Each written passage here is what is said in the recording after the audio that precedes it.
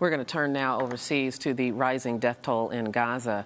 It increases global pressure on Israel to end its military campaign. The UN's top human rights officials said today that war crimes have been committed. Meanwhile, U.S. Secretary of State John Kerry arrived in Israel to facilitate a ceasefire. Earlier efforts for an Egyptian-backed plan failed over Hamas's disagreement with the terms. Arise News correspondent Karl Bostic files this report. In Gaza today, both sides are still fighting. They agreed on a humanitarian ceasefire again, but only for one neighborhood, in Shajaya, and that's to look for the dead. Agreement to enter the area to search for dead bodies and injured under the collapsed buildings. We think we will face a huge number of casualties under the collapsed buildings. For the recovery teams, it is another race against time before the ceasefire ends. And for Mahmoud, it's another kind of search. He lost 15 members of his family of 30 Sunday night when an Israeli shell struck his home. He was knocked unconscious by the blast and woke up without a home and without the rest of his family.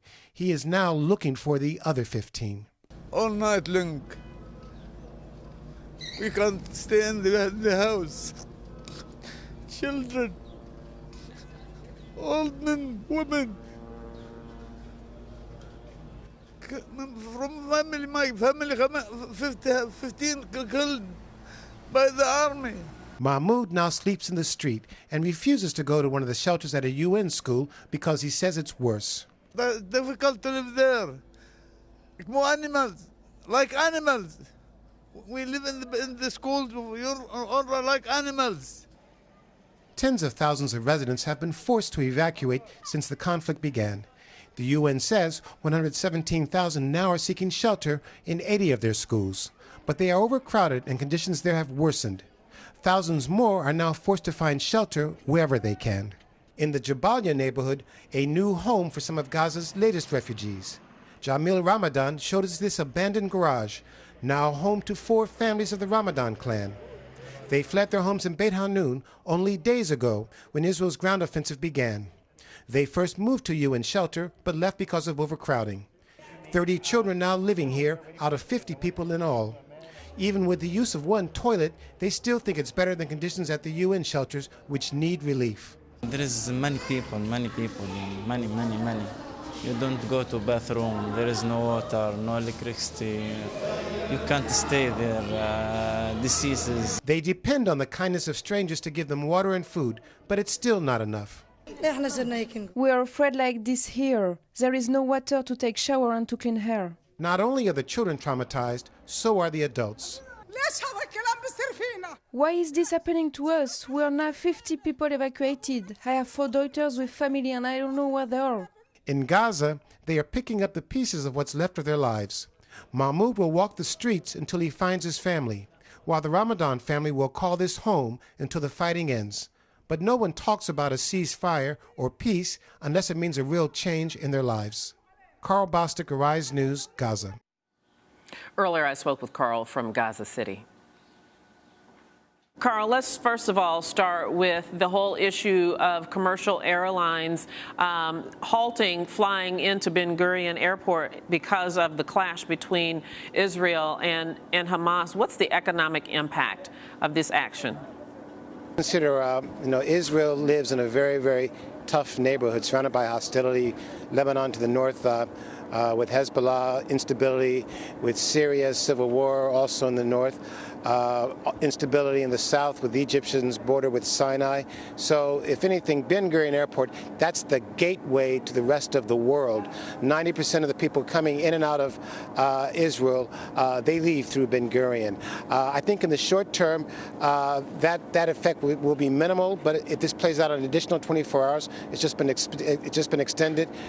It's really more of a psychological impact. Tourism is big in Israel, not as big or not as crucial to the economy as it is in Egypt, but nonetheless it is big. We're seeing, for example, all right, today 80 flights were canceled. Now even more airlines have added suspensions. Royal Jordanian, for example, they've never ever canceled flights to Israel. In fact, the last time Israel had international flights suspended was in '91 during the Gulf War when Saddam Hussein launched his Scud missiles towards Israel. But you've got now Royal Jordanian and Turkish Airlines suspending flights. So tomorrow is going to be a very, very empty arrival and departure board.